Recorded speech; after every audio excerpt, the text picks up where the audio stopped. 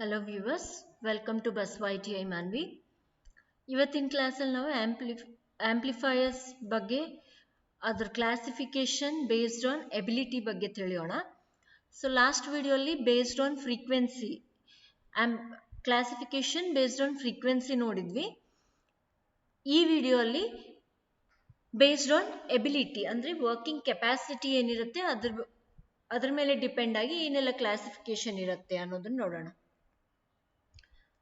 So first of all based on mode of operation ಅಥವಾ ಅದರ ability ಮೇಲೆ depend ಆಗಿ 4 ಟೈಪ್ಸ್ ಆಗಿ ನಾವು ಕ್ಲಾಸಿಫೈ ಮಾಡ್ಬೋದು. That is class A amplifier, class B amplifier, class A B amplifier and class C amplifier. So ಇದು ಒಂದೊಂದ್ರ ಬಗ್ಗೆ ನಾವು ಡೀಟೇಲ್ ಆಗಿ ತಿಳಿಯೋಣ. ಸೊ ಕ್ಲಾಸ್ ಎ ಆಂಪ್ಲಿಫೈಯರ್ ಅಂದ್ರೆ ಏನು? ಸೊ ಕ್ಲಾಸ್ ಎ ಆಂಪ್ಲಿಫೈಯರ್ ಅಂದ್ರೆ ಯಾವ ಆಂಪ್ಲಿಫೈಯರ್ ಅಲ್ಲಾದ್ರೆ ವೋಲ್ಟೇಜಸ್, ಸಿಗ್ನಲ್ ವೋಲ್ಟೇಜಸ್ ಹಾಗೂ ಟ್ರಾನ್ಸಿಸ್ಟರ್ ಬಯಾಸ್ಗಳು ಯಾವ ರೀತಿ ಅಡ್ಜಸ್ಟ್ ಮಾಡಿರ್ತಾರೆ ಅಂತಂದ್ರೆ collector current, flow of collector current will be full time of the input signal. ನಮ್ದು ಇನ್ಪುಟ್ ಸಿಗ್ನಲ್ ಏನಿದೆ ಆ ಇನ್ಪುಟ್ ಸಿಗ್ನಲ್ಗೆ either it may be positive or negative cycle. So full ಒಂದು ಕಂಪ್ಲೀಟ್ ಸೈಕಲ್ ನಾವು ಎಷ್ಟು ಇನ್ಪುಟ್ ಅಪ್ಲೈ ಮಾಡಿದೀವಿ ಅಷ್ಟಕ್ಕೂ output current flow, collector current flow ಆಗೋ ತರ ಅಡ್ಜಸ್ಟ್ ಮಾಡಿರ್ತಾರೆ.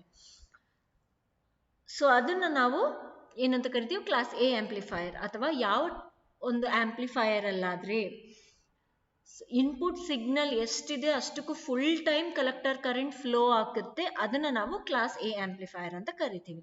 ಸೊ ಈ ಒಂದು ಆಂಪ್ಲಿಫೈಯರ್ಸ್ ಬಂದು ಮಿನಿಮಮ್ ಡಿಸ್ಟಾರ್ಷನ್ಸ್ ಇರುತ್ತೆ ಅಂಡ್ ಅದರದ್ದು ಎಫಿಷಿಯನ್ಸಿ ಬಂದು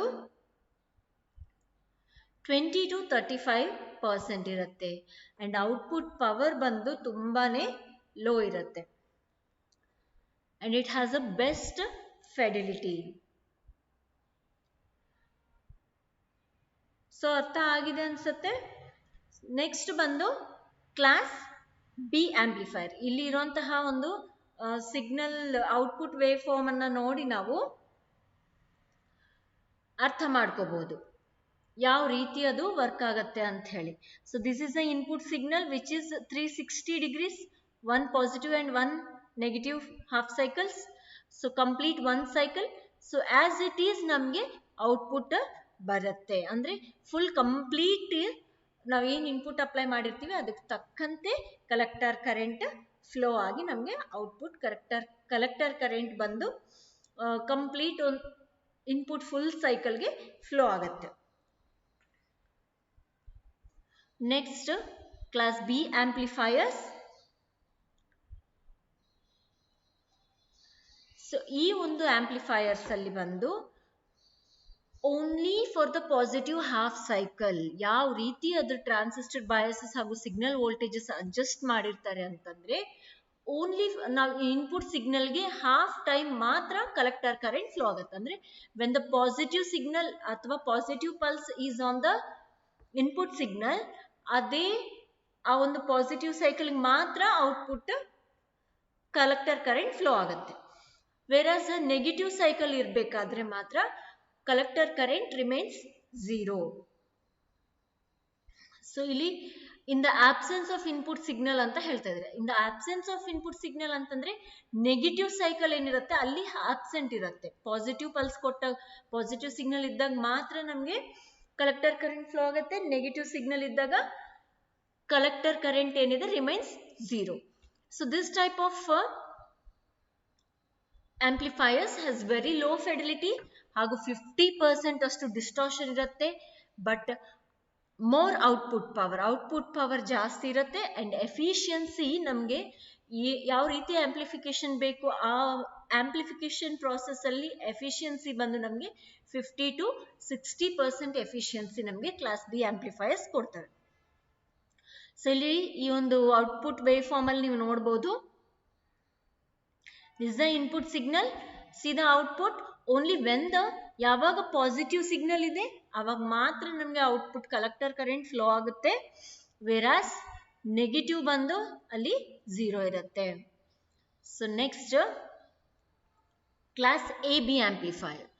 so class A B amplifier ಇದರ ಹೆಸರಲ್ಲೇ ಗೊತ್ತಾಗ್ತಾ ಇದ್ದ ಹಾಗೆ ಎ ಮತ್ತು ಬಿ ಎರಡು ಆಂಪ್ಲಿಫೈರ್ಸ್ಗೆ ಅಥವಾ ಅವೆರಡು ಆಂಪ್ಲಿಫೈರ್ಸ್ಗೆ ಏನು ಕ್ವಾಲಿಟೀಸ್ ಇದೆ ಅದು ಎಲ್ಲ ಇದರಲ್ಲಿ ಇದೆ ಅಂತ ಹೇಳ್ಬೋದು.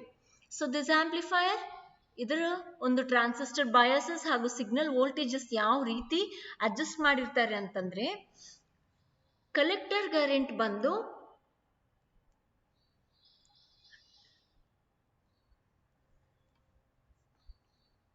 ಲೆಸ್ ದೆನ್ ಫುಲ್ ಟೈಮ್ ಮತ್ತು more than half time.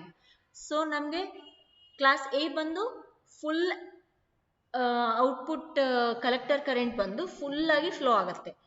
So input signal ಎಷ್ಟಿರುತ್ತೆ ಅಷ್ಟು ಫುಲ್ ಕಂಪ್ಲೀಟ್ ಆಗಿ ಫ್ಲೋ ಆಗುತ್ತೆ. ಬಟ್ ಇಲ್ಲಿ ಲೆಸ್ ದೆನ್ ಫುಲ್ ಟೈಮ್ಗಿಂತ ಕಡಿಮೆ ಹಾಗೂ ಹಾಫ್ ಟೈಮ್ಗಿಂತ ಜಾಸ್ತಿ. ಕ್ಲಾಸ್ ಬಿ ಅಲ್ಲಿ ನಮಗೆ half only for the half positive cycle. So ಇಲ್ಲಿ more than half cycle flow ಆಗುತ್ತೆ.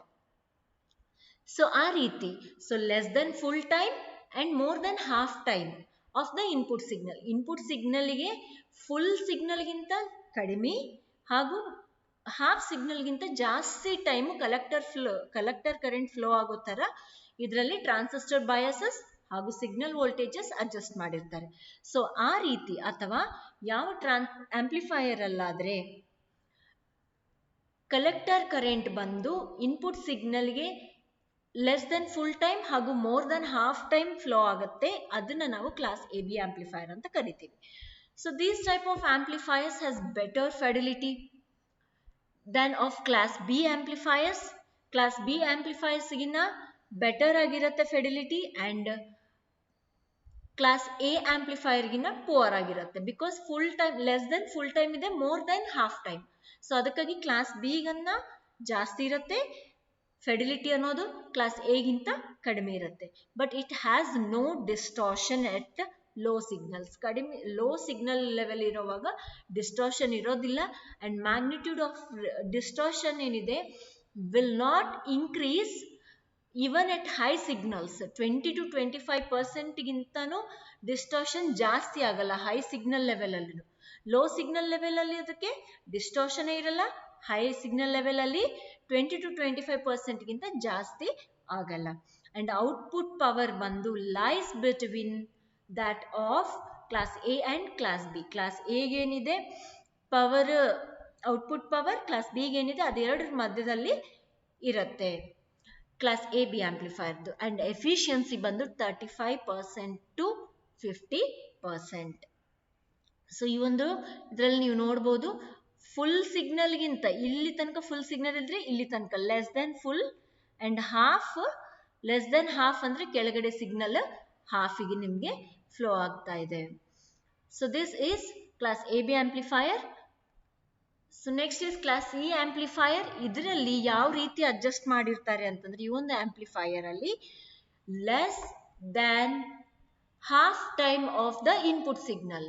ಸೊ ಅಲ್ಲಿ ಫಸ್ಟಿಗೆ ಏನಾಯ್ತು full time, half time, next ಬಂದು more than less than full time, more than half time. And class C amplifiers ಅಲ್ಲಿ only less than the output collector current flows, only less than half time of the input signal. ಅಥವಾ ಯಾವ amplifier ಅಲ್ಲಾದ್ರೆ collector current input ಸಿಗ್ನಲಿನ half ಟೈಮ್ಗಿಂತ ಕಡಿಮೆ signal ಅಲ್ಲಿ flow ಆಗುತ್ತೆ, ಅದನ್ನ ನಾವು ಕ್ಲಾಸ್ ಸಿ ಆಂಪ್ಲಿಫೈಯರ್ ಅಂತ ಹೇಳ್ತೀವಿ.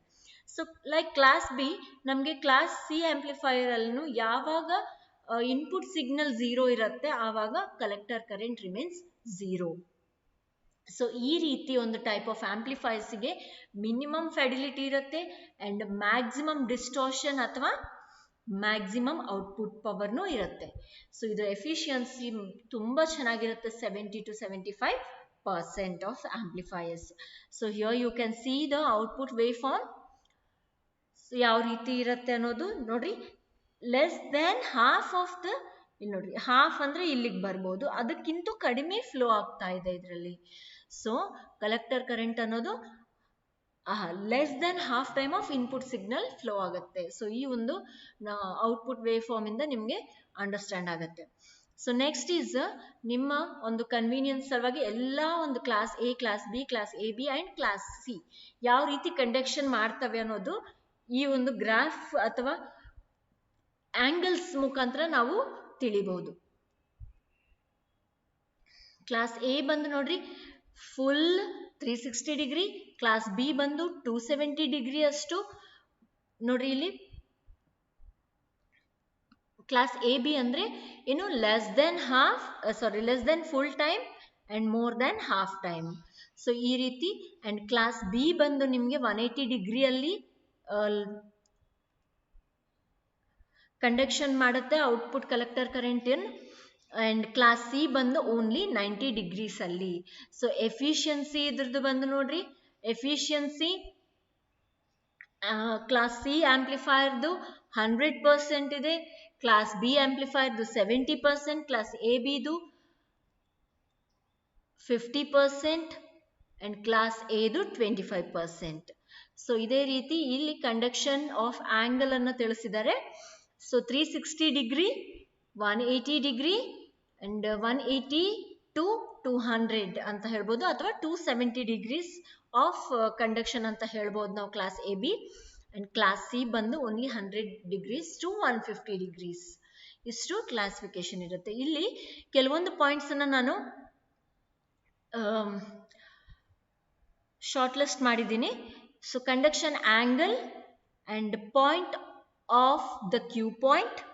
ಸೊ ಲೋಡ್ ಲೈನ್ ಆಕ್ಸಸ್ ಅಂತ ಹೇಳ್ತೀವಿ ಇದನ್ನ. ಸೊ ಓವರ್ ಆಲ್ ಎಫಿಷಿಯನ್ಸಿ ಎಷ್ಟಿರುತ್ತೆ ಅಂಡ್ ಸಿಗ್ನಲ್ ಡಿಸ್ಟಾರ್ಷನ್ ಎಷ್ಟಿರುತ್ತೆ. ಸೊ ಮೋಸ್ಟ್ಲಿ ಈ ಪೊಸಿಷನ್ ಆಫ್ ಕ್ಯೂ ಪಾಯಿಂಟ್ ಅನ್ನೋದು ನಿಮ್ಗೆ ಅವಶ್ಯಕತೆ ಇಲ್ಲ ಸಿಲೆಬಸ್ ಪ್ರಕಾರ ನಾವು ನೋಡಿದವಾಗ. And conduction angle, over all efficiency and signal distortion is must very important ಅಂತ ಹೇಳ್ಬೋದು. ಸೊ ಕಂಡಕ್ಷನ್ ಆಂಗಲ್ ಕ್ಲಾಸ್ ಎದು 360, whereas efficiency 25 to 30% very poor, and signal distortions none is correctly biased. So ಯಾವುದು correct ಆಗಿ biased ಆಗಿರಲ್ಲ. Next is 180 degree, class B better, 70 to 80% of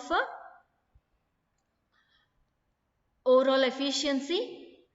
At the axis, x-axis cross over point. So distortion ಅನ್ನೋದು ಏನಿರುತ್ತೆ ನಮಗೆ class B amplifier ಅಲ್ಲಿ. So 50% distortion ಇರುತ್ತೆ. So class B ಬಂದು less than 90 degrees, class C higher than 80% over all efficiency ಬಂದು. And distortion ಬಂದು maximum distortion ಇರುತ್ತೆ, large amounts of distortions. And class A B ಬಂದು 180 to 360 ಡಿಗ್ರೀಸ್ ಬಿಟ್ವೀನ್ ಅಲ್ಲಿ conduction angle ಇರುತ್ತೆ. And over all efficiency ಬಂದು better than A but less than B, that is 50 to 70% ಅಂತ ಹೇಳ್ಬೋದು.